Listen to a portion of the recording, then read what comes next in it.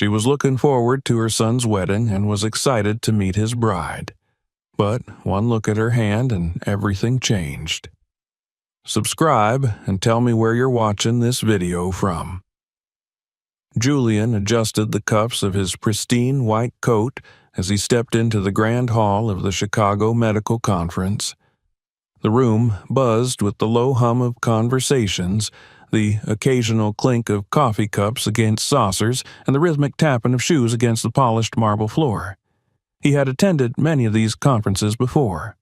Always the same formal greetings, the same discussions on cutting-edge surgical techniques, the same sense of detachment from the world outside of medicine. Yet, this time, something felt different. He had always been a man of logic and discipline, a person who approached life with a pragmatic view. Raised by his adoptive mother, Evelyn, he had learned early on that love was a rare commodity, and that success was something earned, not given. He had built his career meticulously, step by step, making his way into one of the top surgical teams in the country. His work consumed him, leaving little room for anything else. He had never minded, until recently. Lately, there had been a lingering emptiness in his life, a silent, nagging void that even his most successful surgeries couldn't fill.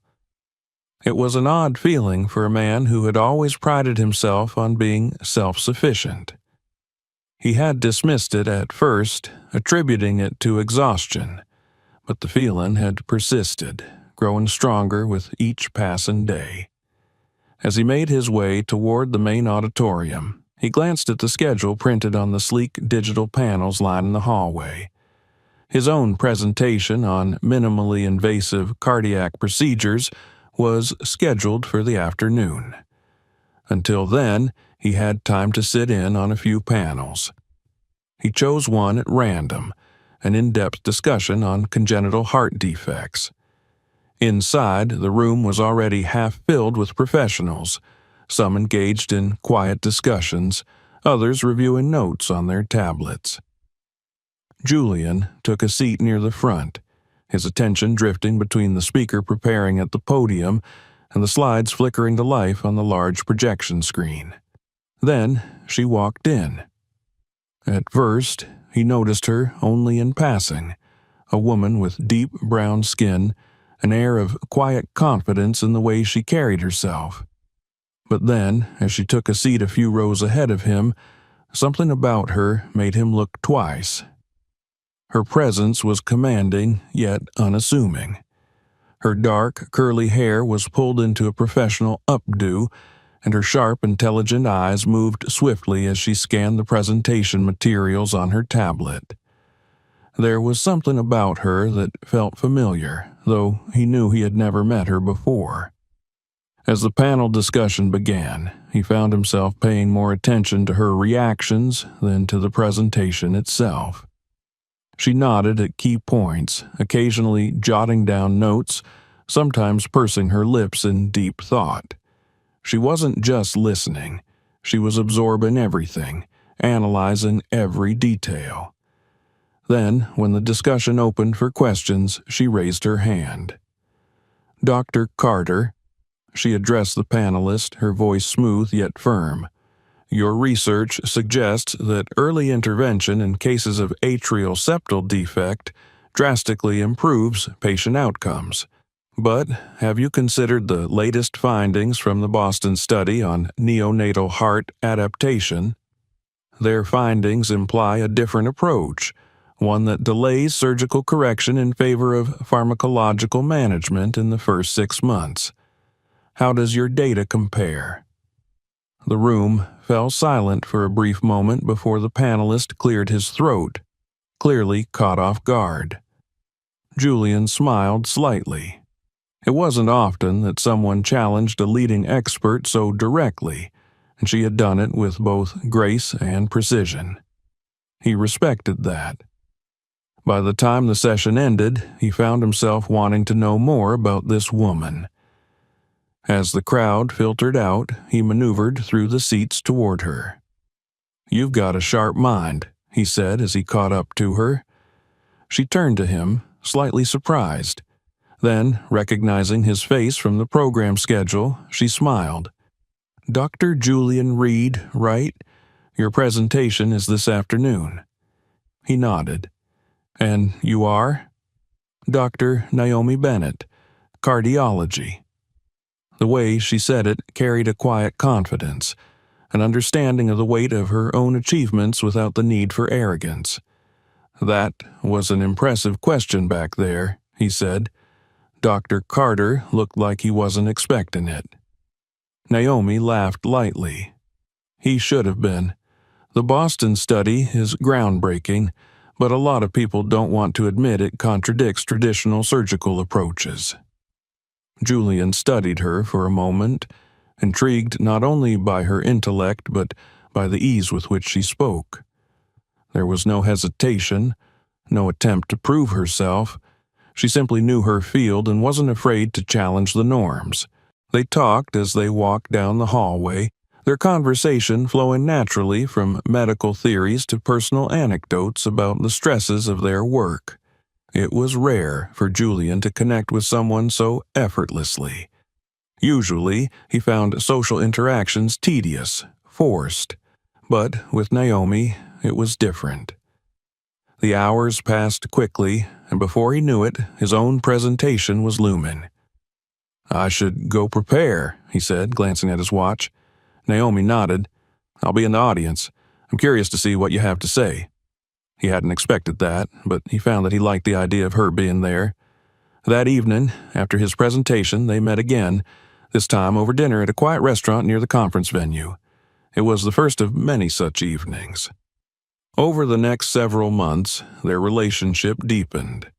They exchanged texts and phone calls late into the night, met whenever their schedules allowed, and supported each other through the challenges of their demanding careers. For the first time in a long time, Julian felt something shift inside him. The emptiness that had once loomed over him began to fade, replaced by something warm and steady. 2 years later, standing on a secluded beach at sunset, he held her hands in his and asked her to marry him. She didn't hesitate. Yes. And with that one word, their future was set into motion.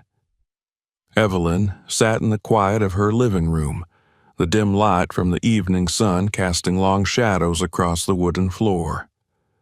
The house was filled with an eerie stillness, a silence that had once been unbearable but had, over the years, become her companion.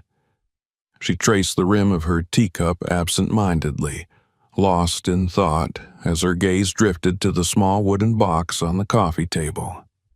Inside it were fragments of a life she had lost, photographs, old baby clothes, a tiny silver bracelet. Each piece carried a weight of memories so heavy that she could barely bring herself to look at them. But tonight, something in her stirred, compelling her to open the box, to face the past once more. She lifted the lid carefully, her fingers trembling slightly. The first thing she saw was a photograph, faded, creased at the edges, but still holding the image of a bright-eyed little girl with a beaming smile. Amara. Evelyn felt a deep ache in her chest, as if no time had passed since the day her daughter had vanished. The pain was just as sharp, just as raw.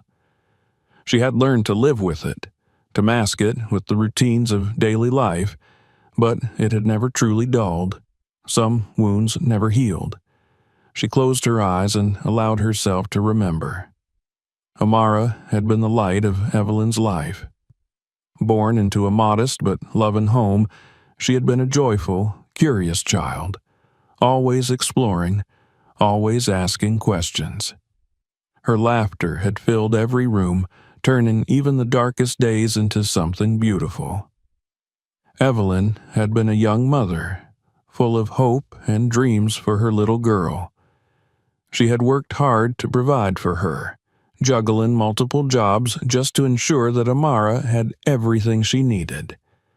Despite the struggles, they had been happy.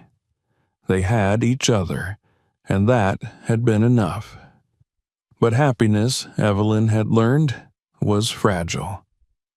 It had been a warm summer afternoon when they had taken a family trip to Alabama. A weekend getaway, a chance to relax and enjoy the beach. Amara had been ecstatic, her tiny hands clutching her mother's fingers as they walked along the shoreline, the waves lapping at their feet. Evelyn could still hear her daughter's laughter echoing in her mind. Then, in the blink of an eye, everything had changed. She had looked away for just a moment, just long enough to reach into her bag for sunscreen.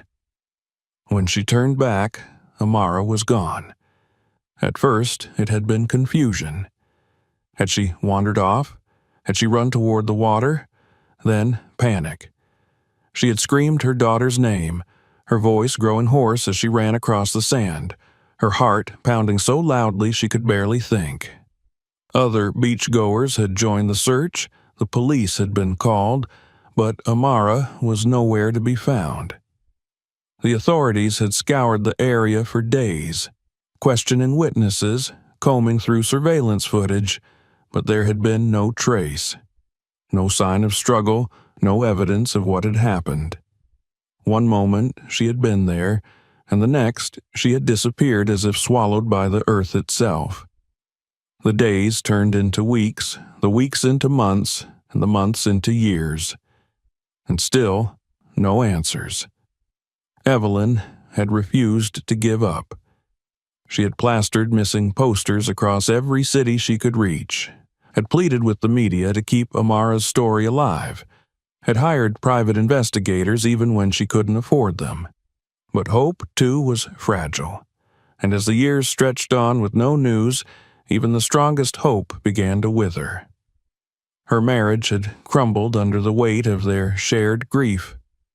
Her husband had wanted to move on, to accept that their daughter was gone, but Evelyn had refused. "How can I stop searching?" she had screamed at him.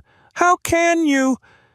But he had already checked out, already resigned himself to a reality she couldn't accept.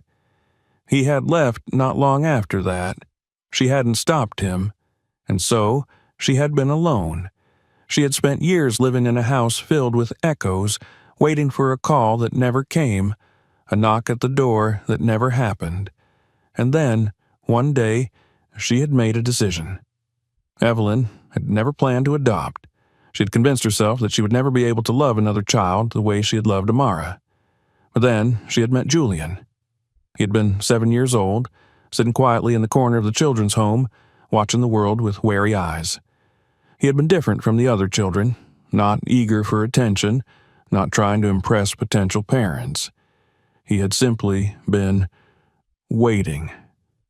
When their eyes met, something inside Evelyn had stirred. She had learned his story, how he had been abandoned at a hospital, how no one had come back for him. She had seen the loneliness in him, the same loneliness she carried in herself. And so, she had taken him home. At first, he had been cautious, hesitant to trust, but Evelyn had been patient. She had given him space, letting him know that she wasn't going anywhere. Slowly, he had opened up. He had started to smile, to laugh. He had filled the house with life again. And she had loved him. Not as a replacement for Amara, never that, but as her son. Julian had been her salvation, the reason she had found a way to keep going. But even as the years had passed, even as she had built a life with Julian, the ghost of Amara had never left her.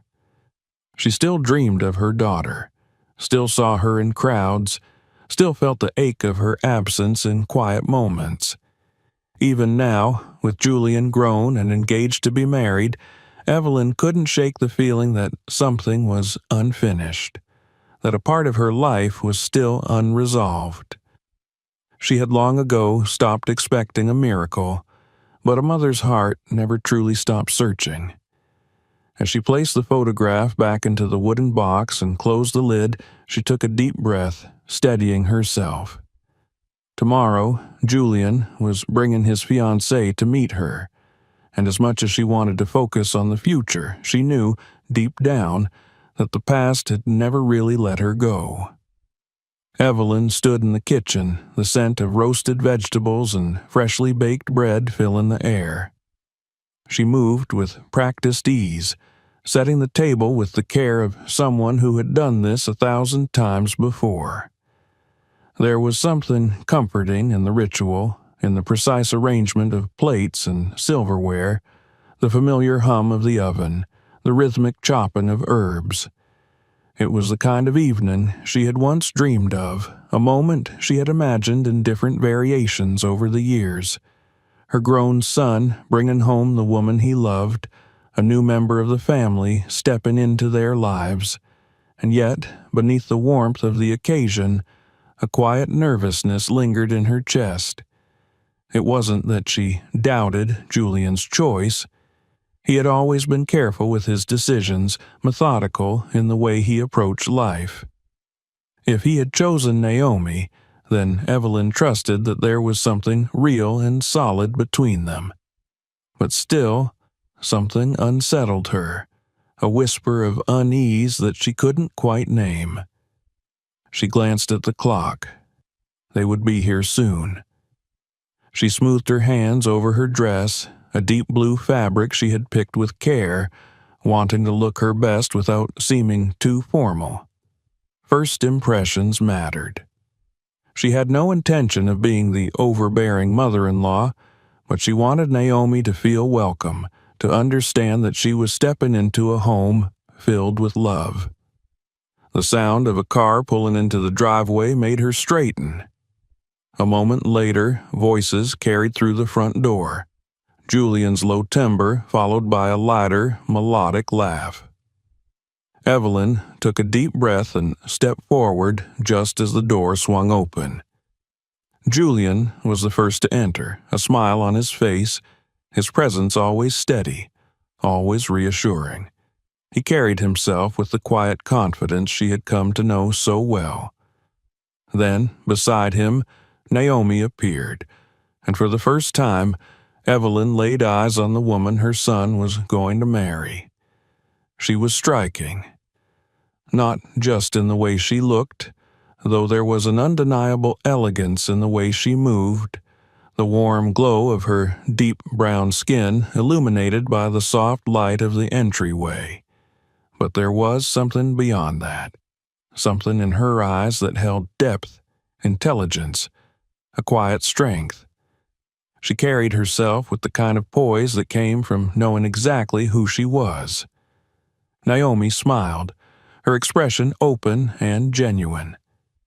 "It's so nice to finally meet you, Mrs. Reed. Julian has told me so much about you." Evelyn returned the smile, taking her in for a moment longer before stepping forward. "Please, call me Evelyn," she said, reaching out. Naomi took her hand warmly, and for the briefest moment, everything was exactly as it should be. A mother meeting her future daughter-in-law, two families beginning to weave their lives together. And then Evelyn saw it. Her gaze dropped to Naomi's wrist and the world seemed to shift beneath her feet. It was faint, just a delicate mark on her smooth skin, but to Evelyn, it was unmistakable. A birthmark. Not just any birthmark, the same shape, the same placement, the same one her daughter had. Her breath caught in her throat, her fingers tightening involuntarily around Naomi's hand. The room around her faded into the background, the warmth of the moment replaced by a cold, creeping realization. Her heart pounded, memories rushing forward with a force so strong she felt dizzy. It couldn't be. It wasn't possible. But as she forced herself to look back up into Naomi's face, to truly see her, something inside her cracked. The curve of her cheek, the shape of her eyes, the softness of her features. They were familiar in a way that sent a tremor through her bones. It was as if she were staring at a ghost, at a version of the little girl she had lost so many years ago, now grown, now standing right in front of her. She realized she had been silent too long. Naomi was watching her with a polite but slightly puzzled expression, her smile faltering just a little, as if she had noticed the change in Evelyn's demeanor. Julian, too, was looking at her, his brows drawn together in quiet concern. Evelyn forced herself to breathe, to swallow down the emotions that threatened to overwhelm her. This was ridiculous. It had to be a coincidence. There was no way, no logical way that this could be happening. She released Naomi's hand and offered another smile, though she felt it waver at the edges. "I'm just happy to meet you," she said, her voice softer than before. Naomi's smile returned, and for a moment, everything seemed normal again. But Evelyn knew. The doubt had already taken root. As they moved into the dining room, as the evening unfolded in laughter and conversation, Evelyn couldn't shake the feeling that she was staring at a piece of her past, that the universe had just opened a door she had never expected to see again. And, as much as she tried to ignore it, she knew one thing with absolute certainty. She needed to find the truth. Evelyn lay awake that night, staring at the ceiling as the quiet hum of the house surrounded her. The meeting with Naomi had been everything she had hoped for, and yet nothing she had expected. The warmth of the evening, the easy flow of conversation, the way Julian looked at Naomi with absolute certainty. It should have been a perfect night. Instead, it had left her shaken to the core. The birthmark, the shape, the placement, the familiarity of it. It had been so many years, but some things never faded from memory. She could still picture Amara's tiny hand in hers, the way she had traced that same mark with her fingertips as she soothed her daughter to sleep. It had been unique, something Evelyn had never seen on anyone else. And now, after all these years, here it was again, on the wrist of the woman about to marry her son. She tried to reason with herself. It could be a coincidence. Birthmarks weren't rare, and people often shared similar features. Naomi had been adopted. That much she knew, but there was no possible way she could be. Evelyn turned onto her side, pressing her fingers against her temple. She needed proof. She needed to know if the impossible was truly happening. The next morning, she went about her routine as if nothing had changed. She spoke to Julian on the phone, congratulating him again, asking about wedding plans. She forced herself to sound normal, to keep her voice steady, even as her mind raced. She had spent years living with unanswered questions. She would not let this be another one. By the afternoon, she had found her way to an old storage box in her closet, one she hadn't opened in a long time. Inside were the remnants of another life: hospital records, police reports, documents she had collected in the desperate years following Amara's disappearance. She pulled them out carefully, her hands trembling slightly as she spread them across the table. The adoption records had always been vague. The official reports had labeled Amara's case as a missing person, unresolved. But now she was looking for something different, something she hadn't noticed before. She found the police report, the original one from the day Amara had vanished. Then she found the adoption papers Naomi had shared with her, a small gesture during dinner when she had mentioned her past. Evelyn had barely glanced at them then, but now as she placed the documents side by side, her breath caught in her throat. The dates matched. The timeline of Naomi's adoption aligned almost perfectly with when Amara had disappeared. Naomi had been adopted from a different state, but the estimated age in the records was too close. The gaps in information too convenient. Evelyn felt her chest tighten. Could it really be? She needed more than paperwork. She needed something definitive. That evening, she called Julian. She asked about Naomi's adoption, her history, where she had come from. Julian answered easily, without suspicion, telling her what little Naomi had shared. She had been found alone as a toddler. No records of her birth parents. No one coming forward to claim her. The family who had adopted her had loved her deeply, but they had never been able to trace her origins. It was enough. It was more than enough. Evelyn had spent decades mourning, searching for closure that never came. Now, for the first time, she felt a glimmer of something she had long since buried. Hope. But hope alone wasn't enough. If she was right, if Naomi was truly her daughter, then she was standing on the edge of a revelation that could shake everything. Not just her own life, but Julian's, Naomi's, their entire future together. She couldn't say anything yet. Not without certainty.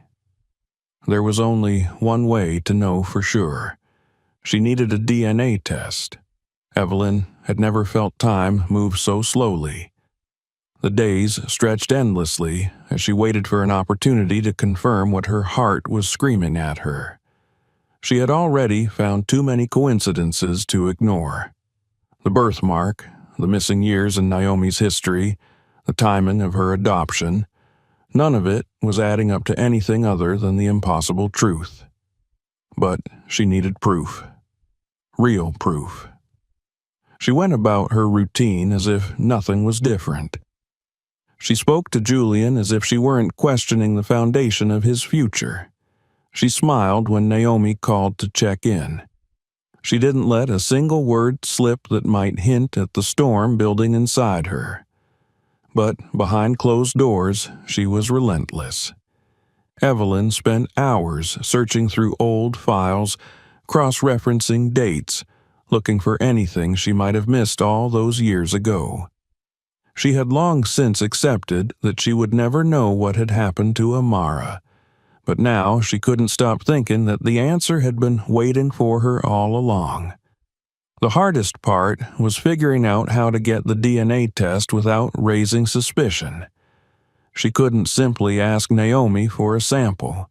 It would be too direct, too sudden, and if she was wrong, she would destroy any trust before it had a chance to form. She needed something discreet. An opportunity came sooner than she expected. Julian and Naomi invited her to dinner at their apartment, an intimate gathering to discuss the wedding plans. Evelyn arrived early, bringing a homemade dessert, hiding her nervousness beneath the familiarity of their conversation. She watched Naomi carefully, seeing so much of herself in the younger woman's expressions, in the way she laughed, in the way she listened. She excused herself to the kitchen under the pretense of needing water, scanning the countertops until she spotted it. A used coffee mug. Naomi's. A perfect source. Heart pounding, Evelyn moved quickly, wrapping the rim of the mug in a napkin before discreetly slipping it into her purse. Her hands were shaking as she did it, the weight of what she was doing pressing against her ribs. She had never done anything like this before. It felt like a betrayal, a violation of trust, and yet she knew she had no other choice. The rest of the evening passed in a blur. Naomi and Julian discussed wedding venues, guest lists, catering options, but Evelyn could barely focus. She smiled, she nodded, but her mind was elsewhere. The mug in her bag felt heavier than anything she had ever carried before. When she finally got home, she wasted no time. She had already researched a private lab that specialized in confidential DNA testing. The process was simple. Send in the sample, wait for the results. Waiting would be the hardest part. Days passed in agonizing slowness. Every time the phone rang, her heart leapt into her throat, only to sink when it was nothing important. She barely slept, torn between anticipation and fear. What if she was wrong? What if she had convinced herself of a connection that didn't exist? What if she was right? A week later, the envelope arrived. Evelyn sat at her kitchen table staring at it. Her fingers trembled as she picked it up, as she traced the edges, as if delaying the inevitable might somehow prepare her for what was inside. She took a breath. Then she opened it. Her eyes scanned the page, her vision blurring as she reached the section she had been dreading and longing for in equal measure. It was there, in cold, undeniable text, a 99.9% match. Naomi was her daughter. The paper slipped from her hands, drifting onto the table as her body slumped back in the chair. Her breath came in shallow bursts, her mind unable to process the magnitude of what she was seeing. Her daughter was alive. Her daughter had been with her, sitting across from her, laughing with her, talking to her. And now, everything was about to change. Evelyn had spent years dreaming of this moment, imagining 1,000 different scenarios in which she would finally see her daughter again. None of them had ever looked like this. The weight of the truth settled deep in her chest, suffocating her with its enormity. She wanted to cry, to scream, to run to Naomi and tell her everything, but she couldn't. Not yet. She sat in silence for what felt like hours, staring at the DNA report in front of her. It was real, undeniable, the proof she had been searching for. But instead of bringing her the closure she had longed for, it shattered her world even further. Because now she had to face the reality of what this meant for Julian and Naomi. Her son and her daughter, engaged. The thought made her stomach turn. They weren't related by blood, but they had grown up in parallel lives, never knowing the truth. And now, after finding each other, they would have to lose each other all over again. She needed to tell them. She needed to tell them now. The next day, Evelyn called Julian, her voice carefully controlled. She asked if they could meet in person, if he could bring Naomi with him. He sensed something in her tone, a hesitation, a weight she wasn't quite able to mask. He agreed without question. They met at Evelyn's house that evening. Julian and Naomi arrived together, their hands entwined as they stepped inside. Evelyn's heart ached at the sight of them, at the quiet ease between them. They were in love. There was no mistaking it. Naomi greeted her warmly, unaware of the storm about to unfold. She looked comfortable, at home, as if she had already accepted Evelyn as a second mother. And in a way she had. Except Evelyn was not just a future mother-in-law, she was her mother. Evelyn led them to the living room, her hands clenched tightly in her lap as she tried to find the words. Her mind raced, her pulse pounded in her ears. Julian was watching her closely, concern flickering in his eyes. "Mom, what's wrong?" he asked, his voice low, steady. Evelyn exhaled slowly. There was no way to soften it, no way to prepare them. She had to tell them the truth. She looked at Naomi first. "I need to talk to you," she said, her voice trembling, "about something important." Naomi straightened, her brows knitting together. She glanced at Julian, then back at Evelyn. "Of course. What is it?" Evelyn swallowed hard. "I've been looking into something that's been on my mind since the night I met you." She hesitated, forcing herself to push forward.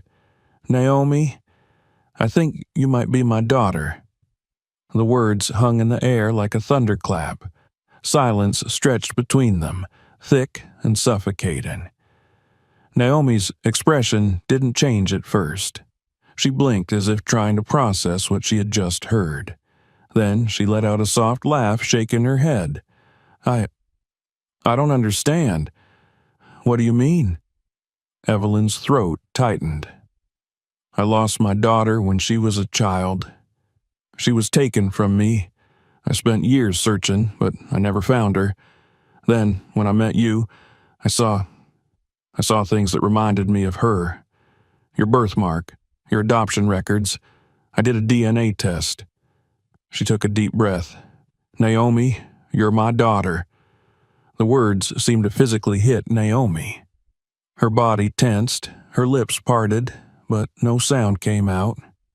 She looked at Julian, searching his face as if expecting him to tell her this was some kind of mistake. But he was frozen, his expression unreadable. Naomi shook her head again, this time with more force. No, that's not possible," her voice cracked. "I was adopted when I was a baby. My parents—" "They found you," Evelyn interrupted gently. "They didn't know where you came from. I checked the records. Naomi, I know this is overwhelming, but I swear to you, it's the truth." Naomi's hands were shaking now. She gripped the edge of the couch as if grounding herself. Her breath came in shallow bursts. No, this can't be happening." Julian finally spoke, his voice hoarse. "Mom, are you sure?" Evelyn turned to him, her eyes brimming with tears. "I wouldn't be saying this if I wasn't." Julian's face drained of color. He turned to Naomi, his hands falling away from hers. "That means—" His voice trailed off, but the realization settled between them like a stone. Naomi stood abruptly, stumbling back a step. No, this isn't real. We can't be—" She covered her mouth, her breathing ragged. "We can't be siblings." Evelyn wanted to reach for her, to pull her into her arms, but she knew that nothing she said would make this easier. Naomi turned to Julian, her eyes pleading. "This doesn't change anything, right? I mean, we're not actually related by blood. It doesn't mean we—" Julian looked at her, his expression raw, torn apart. He took a step back, shaking his head. "Naomi," his voice cracked, filled with pain. And in that moment, Naomi understood. A sob tore from her throat as she turned away, gripping her arms tightly around herself. She had spent her whole life wondering about her past, but she had never once imagined it would take everything from her in return. Julian clenched his fists at his sides, his breathing heavy. I need a minute," he muttered before turning on his heel and walking toward the door. Naomi didn't stop him. She couldn't. Evelyn watched as her son disappeared down the hall, his footsteps fading into the night. She turned back to Naomi, her heart breaking at the sight of her. The strong, confident woman she had met just days ago was now crumbling before her eyes. Tears streamed down Naomi's face as she whispered, "I don't know who I am anymore." Evelyn reached for her then, not as a woman revealing a terrible truth, but as a mother desperate to hold her daughter. This time, Naomi didn't pull away.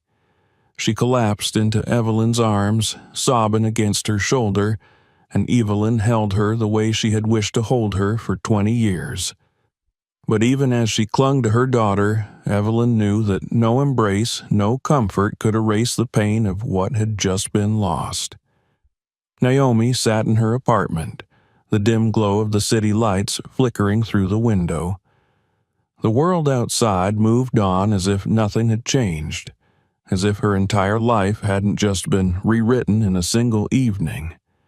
Her hands trembled as she clutched the blanket around her shoulders, trying to warm herself, but nothing could chase away the cold that had settled deep inside her. She had spent years wondering about her past, occasionally questioning where she came from, but she had never expected the answer to tear her apart. Evelyn was her mother. The woman she had been building a relationship with as her future mother-in-law was, in reality, the one who had given birth to her.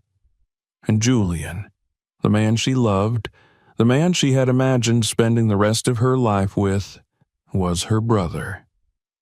Her stomach twisted violently at the thought. She had spent the entire night in and out of sleep, haunted by dreams of her childhood, by flashes of memories that she wasn't even sure were real. Had she ever remembered Evelyn? Had something deep in her subconscious always known? She didn't have the answers, and now she wasn't sure she wanted them. Her phone buzzed on the table, the screen lighting up with Julian's name. She hesitated, her fingers hovering over the device before she finally picked it up. For a moment, she just stared at it, unsure if she had the strength to hear his voice. Finally, she pressed the call button and lifted it to her ear. There was silence on the other end before he spoke. His voice was rough, strained. Naomi. She swallowed, closing her eyes. Julian. Neither of them said anything for a long moment. It was as if they were standing on opposite sides of a canyon, too far to reach each other but unwilling to walk away. "I don't know what to do," Julian admitted finally. His voice was hoarse, filled with something raw and broken. Naomi exhaled shakily. "Neither do I." The words hung between them, heavy with everything that had been shattered. She wanted to tell him that it didn't change anything, that they weren't really siblings, that they could find a way through this. But she knew deep down that it wasn't true. Julian sighed. "I keep thinking that if we just ignore it, maybe we could still—" He stopped himself as if even saying it was too much. "But we can't, can we?" Naomi squeezed her eyes shut. "No," she whispered. A long silence followed, but this time it wasn't empty. It was filled with understanding, with acceptance, with the quiet grief of two people realizing that love wasn't always enough. "I don't regret any of it," Julian said after a moment. "Not a single second." Tears welled in Naomi's eyes and she nodded even though he couldn't see her. "Me neither." Another pause and then Julian let out a slow breath. "I think I need some time to figure things out." Naomi's chest ached, but she knew he was right. "Okay, I love you," he said softly. I don't know how to stop." Her voice broke. "Me neither." When the call ended, Naomi curled up on the couch, pressing her forehead against her knees as silent tears spilled down her cheeks. This wasn't how love was supposed to end. It wasn't supposed to feel like losing a part of herself. The following days passed in a blur. She avoided calls, ignored texts, unable to face the outside world. Even her adoptive parents, who had always been her foundation, felt like strangers now. How could she talk to them when she didn't even know who she was anymore? Evelyn called every day, but Naomi never answered. She wasn't ready. She wasn't sure she ever would be. But Evelyn didn't give up. She left voicemails, sent messages, small reminders that she was still there, waiting. One evening, Naomi finally gave in. She stood outside Evelyn's house, her heart pounding as she stared at the door. It felt strange, knowing that the woman inside was her real mother, that this was the home she might have grown up in if life had taken a different turn. The door opened before she could knock.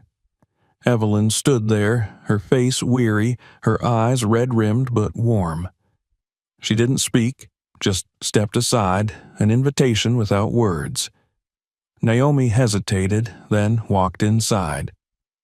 They sat together in the living room, the silence between them filled with everything they had yet to say.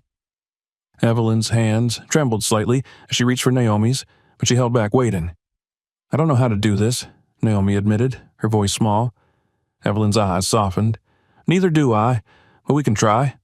Naomi looked at her then, really looked at her, and for the first time since the truth had come out, she allowed herself to see Evelyn not as a stranger, not as Julian's mother, but as her own. She didn't know what the future would hold. She didn't know if she would ever be whole again. But in that moment, she let herself take the first step. She reached out and took Evelyn's hand. The wedding was canceled. There was no announcement, no dramatic explanation. Julian and Naomi simply told their friends and family that plans had changed, that they had decided to go their separate ways. There were whispers, questions, speculation, but neither of them provided answers. Some assumed they had grown apart. Others thought there had been a fight, an irreconcilable difference. Only 3 people knew the truth. And for now, that was how it had to stay. Naomi spent the first few weeks in a haze, navigating the world as if she were walking through water. Everything felt distant, muffled. She threw herself into work, into routines, into anything that would keep her from thinking too much. But the thoughts always crept in. Late at night, in the quiet moments between patients, in the seconds before she fell asleep, and her mind replayed Julian's voice in her ear. She told herself she was fine, that she would heal. That time would soften the sharp edges of her grief.